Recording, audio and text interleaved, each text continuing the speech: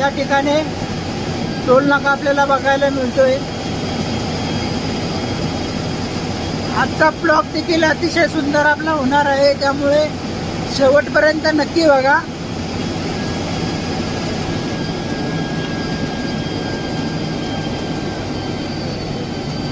सकाळ सकाळची हे दृश्य,